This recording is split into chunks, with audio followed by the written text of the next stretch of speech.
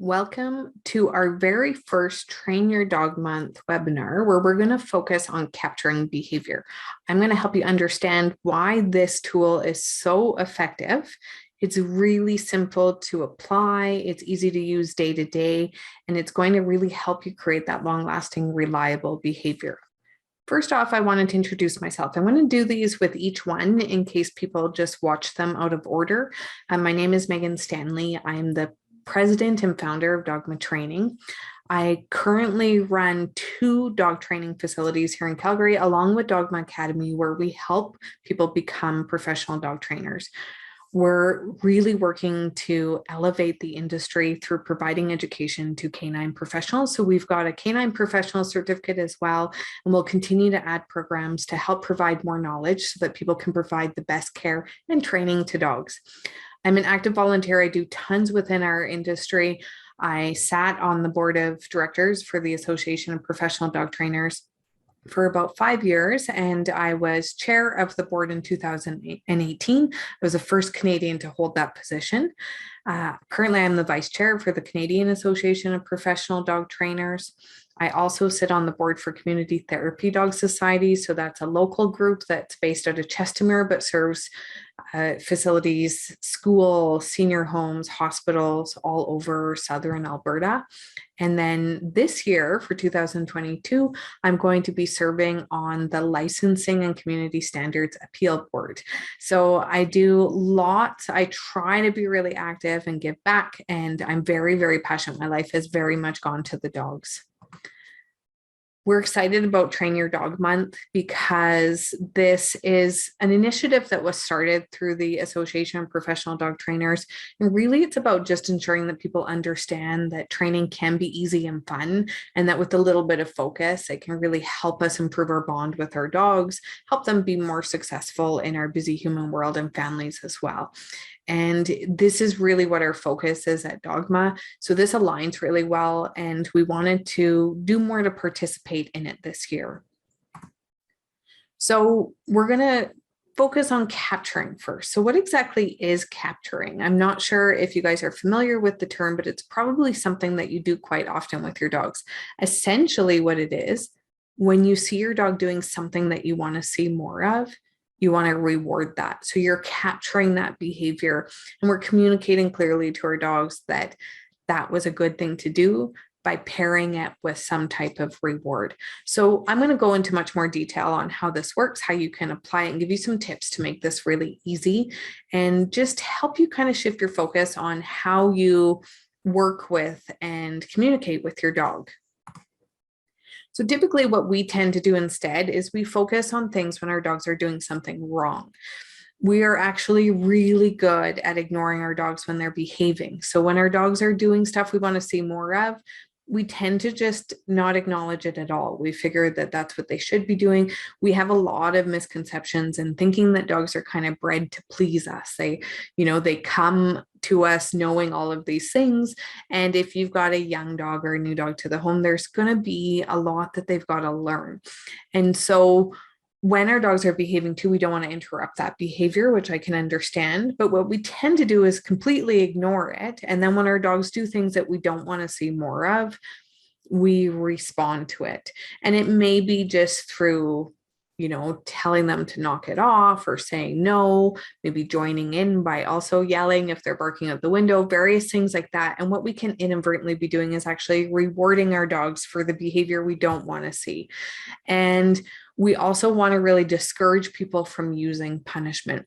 Now, that's not to say that we don't use punishment at all, but we never want to use anything that causes any type of physical harm to the dog, causes any fear, or anything that causes them to want to avoid us. That can really result in some challenging concerns with our dogs, and it's just really unfair. And so we'll share more of that in the coming weeks. But really right now, what we want us to focus on is the power of actually focusing on rewarding our dogs, capturing that behavior when they're doing those things that we do want to see more of. So how does it work? Something to keep in mind is that training is always happening.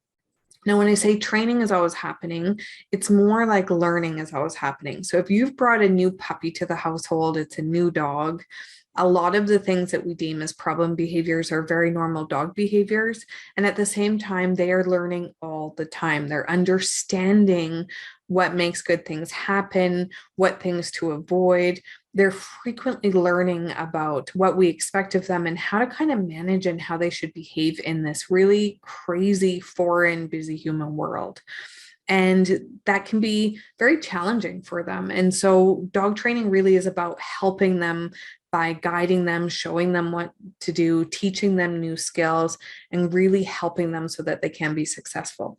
It's important to note that dogs learn by association. So what that means is I do this and good things happen, I'm going to do it more. I do this and I feel good about it, so I enjoy this behavior. I do this and bad things happen, I'm not going to do it anymore, I'm going to avoid it. But perhaps even participating in that skill causes some type of fear, anxiety, or it's just they do something and nothing happens. And so they stop doing it because there's, it's irrelevant to them. And so with this power of learning by association, we can really utilize this when we're focusing on capturing behavior we want to see more of. And so timing is really important with this. I'm going to go through a couple skills to help you with that. But ultimately, if your dog does something, so say I want to reward my dog for all four paws on the floor and they're not jumping on people, and I'm not good with my timing, so I miss the opportunity to acknowledge, reward that. And by the time maybe I get the treat out or something, they've jumped up on the person. And so we're going to talk about ensuring that your timing is really good and give you some tools to make sure that you can be successful with this. You also want to make sure that you reward your dog. So when we talk about rewards, we actually have a webinar for members. We're going to have a video on rewards and motivation that's going to go into much more detail on how to use rewards and understand your dog's motivation to really excel your training. And so we'll go into much more detail. If you're not a member, we're going to have some information on this, on how you can sign up to be one. And we've got quality dog training that is accessible 24/7 for as low as $25 a month. And so you'll get, as part of Train Your Dog Month, we're going to go into more videos and in depth on more of these core concepts. One of the other important things to remember is consistency. And so if you want capturing to be effective, you've got to make sure that you're regularly rewarding and acknowledging the behavior. So if your dog offers a behavior 10 times and you only catch it twice, you're not likely going to see that behavior repeat, or not repeat as frequently. And so when we're working with them, if the dog offers something, we reward it, we're going to see that they're going to repeat this. They're learning that association that when they do this, good things happen. So they're going to start to offer it more. I'll talk more about the entire process as well, because it's not about just capturing and rewarding this behavior forever either. So I'm going to show a quick video here on a reward marker. This is an example of videos you can get within the training and our memberships. And I'm going to go through yes. And so you could do anything you'd like for your dogs. It could be yes, it could be good, it could be woohoo, it could be a clicker, whatever you would like. You're just pairing the positive association of the marker, the yes, that is what we use, with good things. So I'm going to show you a quick video on how to introduce this to your dogs. For introducing yes, first have a small handful of tiny treats ready. Say yes, wait a moment, then deliver one of the food rewards to your dog. Repeat, yes, yes, yes. Tips for success. Try practicing yes at meal times. You have a bowl full of hundreds of little yeses. Make sure you keep your hands still while you say yes. Move to get the treat after. Ensure you say yes, wait a moment, and then deliver the treat. In the beginning, power up your yes before you do your training sessions with your dog. Stay upbeat and deliver treats rapidly. Okay, so I'm going to talk about how to use the yes and how it applies to capturing behavior. The nice thing about it is it gives you the opportunity to not always have to use food. I'm going to talk about different rewards that you can use, but it also provides the opportunity if my dog offers something. Now, if I've done a really good job, this is that learning by association again. So if I've really powered that yes up, so they hear yes and it means good things. So they should hear yes, ears should perk up, they should be excited. They know it's basically a thumbs up or a positive for them. That if I'm out with my dog and they offer a behavior that I want to see more of, or one that I'm capturing at the time, it gives me the opportunity to still mark it and say that, yes, that's what I want to see more of, even if I don't have the food. In the beginning, you want to ensure that you're always pairing with the food, so you really power it up, but it's a nice option for when you don't have the food there. That's where this timing comes in as well. So in that example I gave of wanting to capture the dog and reward when all four paws are on the floor, I can say that yes. And even then, if I'm a little slow at getting the treat out, there's not likely they're going to understand that they're getting the reward for all four paws on the floor. What's likely going to happen too in that situation is when I say yes, the dog's going to look to me for the food, and there's less chance of them then doing the behavior of jumping that we don't want to see. So really powerful. It's great. You want to use this with all training. If you're not familiar with it, you want to teach your dog that yes and treat. So you've got that great way to communicate with them. Now, another thing that's really effective with capturing behavior is having reward stations throughout the house. Now, you could do something as simple as just always having a bait bag on you, and do use food rewards when you're doing this. Good boy, good dog, good girl. They enjoy it, but it doesn't have a whole lot of value to it. Toys can be really too exciting on this. So if your dog offers something, there's certain situations where maybe throwing the toy is a good reward or giving them access to it. But typically food is quick, it's high value, and you can keep little tiny pieces. You can use their kibble, like we said in the video, anything like that your dog enjoys. And it's got to be something that they do enjoy. What I can do is I can take little jars, fill them with treats or little bowls, whatever works, and make sure you have them throughout the house. And so this would be, if something's going on, I say yes to my dog, I can grab the item and treat them if I don't have the food on me. And you can still mark it with that yes. And then, if I go into a room and it's a room where I'm working on capturing a specific skill, maybe I'm working on rewarding the dog when they're not in the kitchen under my feet. So if they leave the kitchen, maybe go lie down in the other room or something, I know that when I come into the room, I can grab that reward station, make sure I've got it nice and handy. But this way, you're really powering it up, because that learning by association, if I really focus in that foundation stage, power it up, that's what makes the dog excited about the behavior. And that's what we want. We want them to enjoy this and be something that they want to do more. So I'm going to give you a few ideas for different behaviors that you can capture. This is really endless and very dog dependent too. So it could be that example with all four paws on the floor. So I'm working with a dog that jumps frequently. So rather than getting upset about it or just choosing to ignore, I could be proactive and actually capture the times that they're not jumping, and reward them when the four paws are on the floor. The reward could be the food reward to start, and then in the future, it's just the attention from the person. Chewing their toy. So this is one that seems a little odd, but this is an example of us ignoring our dogs when they were behaving. So if you have a young dog or a new dog or an adolescent dog that's going through a chewing phase, don't underestimate the power of acknowledging and rewarding them when they're chewing on the right objects. So what we tend to do is we ignore them, they're chewing away, we ignore them, and then they get nothing for it. I mean, they enjoy the chewing of the toy, but let's say they get up and decide to go after your couch cushion. Then what's happening, we come to life, we offer attention, and that's sometimes where we could inadvertently be rewarding the dog.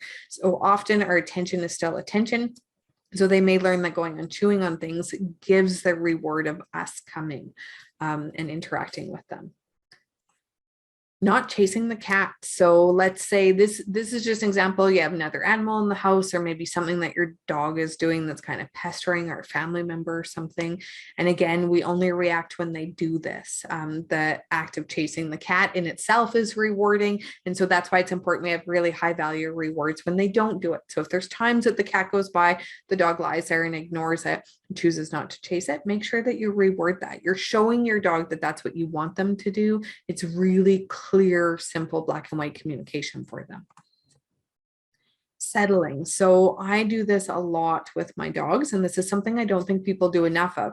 I've got a place, I can ask my dog to go lie down, I can ask them to go to their bed, but I actually work a lot on just teaching my dogs that when they're lying down, good things happen. When they're nice and settled, when they're just chilling out, that's something I want to see more of. I want to reward that calm behavior. What we tend to do again is ignore our dogs when they're calm and they're settled and they're nice and relaxed. And then we come to life and interact with them, even if we're not really happy about it, when they are excitable. And so think about what you may inadvertently be capturing. And so this is where I was saying that learning is always happening, that training is always happening. And so if at times your dog learns that they get up and they jump on you, and then you play with them or you interact with them, they're learning that jumping is making the good things happen. So think about all those things that you want to see them do more of, and don't ignore it and reward it. And that includes nice, calm, focused, settled behavior. Going into the crate, this is another one. So maybe your dog just chooses to go lie down in the crate. Again, another area we're really good at ignoring them, but how great would it be they go in the crate and you're like, oh, that's awesome. I'm going to sprinkle some treats in there. Maybe I'll give you a stuffed Kong. I'm going to do something to acknowledge and reward that, because that's something I do want to see more of, and I want the dog to view as a positive. Lying on place. This is very similar to the crate. This is the example where I was talking about in the kitchen. Think about that as a settling thing too. So this is kind of my off switch for my dogs. This means you just chill out and settle. My dog's here now while I'm doing this, and she knows that when I've got other stuff going on, she lies down, she stays settled. And we got that because I made that a really rewarding behavior and ensured that I kept it low key for her as well. Not barking at strangers. So if you've got a dog that's reactive or fearful, this is something I see all the time when I'm working with these types of behaviors, that we absolutely ignore our dogs when they behave. So our dog goes by 10 dogs. We don't really acknowledge it. We may be surprised by it, but we don't do anything. And then when they bark at the 11th dog or person, then we come to life. Maybe we interrupt them. We work on that auto watch, or we're trying to do something else with them. And so again, we've missed all these opportunities to reward that good behavior. So don't forget about that. I want you guys, best thing you can kind of do is put together a list of things, or just shift how you're looking at your dog. Think about what they're doing day to day that you appreciate, and what can you capture and reward. If it's a new dog, like a new puppy, this is all I would really focus on. I would be highly focused on capturing good behavior. If you have a new dog you've adopted that's come into the house, even if it's just you're going somewhere with your dog, you go to a new house with them, you go to a new place with them, you have a new dog into the household, think about what you can do to set them up for success and really lay that positive foundation by just rewarding the stuff you want to see more of. So some fun ideas. Like I said, capturing is really endless and very dog dependent. And these are examples of some behaviors I've seen that people have taught really well through capturing, and just some fun ones. So that bow, one of my dogs previously, she would offer this all the time. She was really spunky, and we were able to capture and put it on cue, and it became one of her favorite behaviors and a lot of fun for us. And we started learning too that we were rewarding it by laughing. So we were doing that attention and engaging. And so she started offering it more. And then as we started to capture it, we really powered it up. Crawl, that's when if your dog crawls along the floor, you can capture and reward that. Funny noises, I've had people be able to get their dogs wooing, whispers, Chewbacca sounds, howling, all sorts of things you can do if your dog makes a funny noise that you appreciate. Jumping, you can capture that. So if it's something that you do want, I'm going to talk more about that on why this may be something you'd want to capture. Rolling around. So my dog loves to roll around, and we're trying to get that captured in on cue. Kisses. So if you have a dog that comes and kisses you in the face, again, even just the interaction is rewarding, but you can up it by rewarding it. Affection of any kind too. So anytime my dog's interacting with me, and I think when we go back to these fearful dogs, let's say I have a dog that's a little nervous, essentially I'm capturing their choices too. So if the dog looks at me, I toss treats. If the dog steps towards me, I toss treats. If they are scared of an object and they investigate it, I reward that.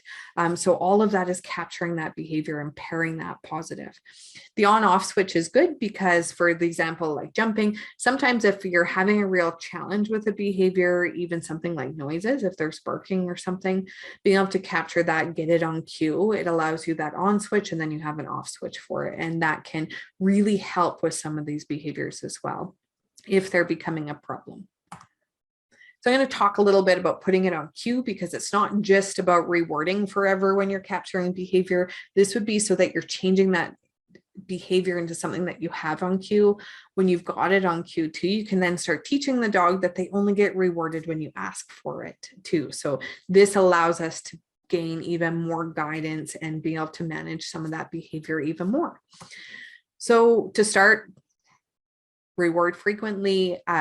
I feel like often one of the biggest challenges we have in training is that people are too cheap to start. They want to get off those treats, but if we reward it and really power up that foundation, it helps us with that long-lasting, reliable skill. If you've got a young puppy, and they get rewarded for really good behavior 400, 500 times, you're setting up a lifetime of success and really helping them understand what's expected, making them excited about these choices too. And so really powerful stuff. It's not that you have to reward everyone 500 times in a session. I'm talking about multiple sessions and really rewarding them, and keeping those treats small as well helps with that. You want to make sure too that it's, they're, as they start to offer it consistently, then that they're starting to understand it. So when I was doing the stuff with settling, the first few times I did it, the dog's kind of like, what, thank you, but as I'm consistent and I'm watching for it and I'm rewarding it more and more, the dog starts to offer it more. You'll see when that light bulb goes off that they understand that their behavior is actually causing the good things to come to them. So you then, once they're offering consistently and they seem like they understand it, you want to try and cue it before the behavior. So this could be just hand signal of sorts, some type of physical cue. So in this example, this picture here, we have a dog doing a shake. The cue might just be that you put your hand out to catch it before your dog does it. It could just be a word as well. So if it was a funny noise, it might just be, I say Chewbacca as an example, and then the dog offers it and reward it.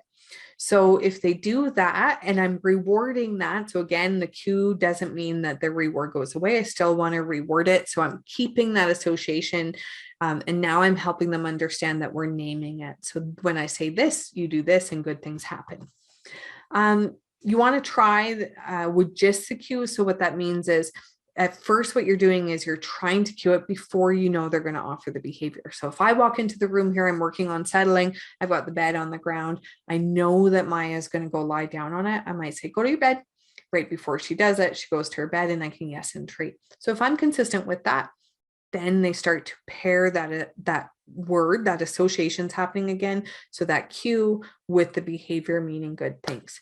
I've got at least 10 trials. This would be if it's something that's happening more frequently, so if it's something where, they're not offering maybe a noise, it's not something that they offer a lot, you're likely going to have to do many more. So you just you'll be able to tell when your dog starts to understand when you say it and they offer it, that they're starting to associate the cue with the behavior.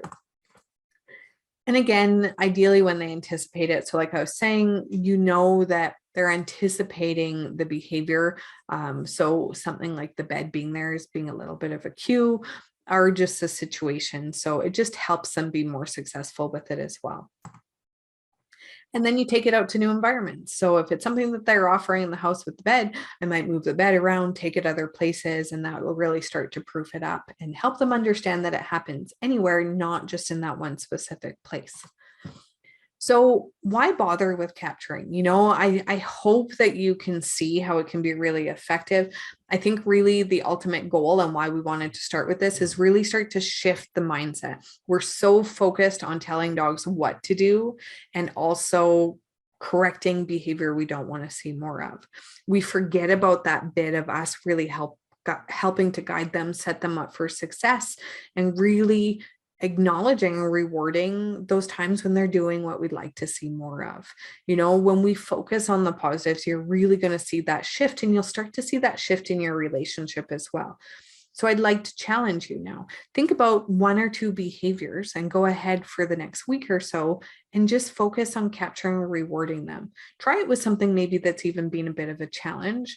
I like that because you'll really start to see the power in it and how effective this can be. If you have any questions at all, email us at training@dogmatraining.com.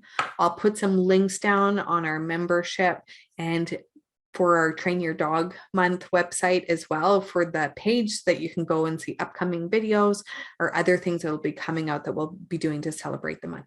Okay, thank you.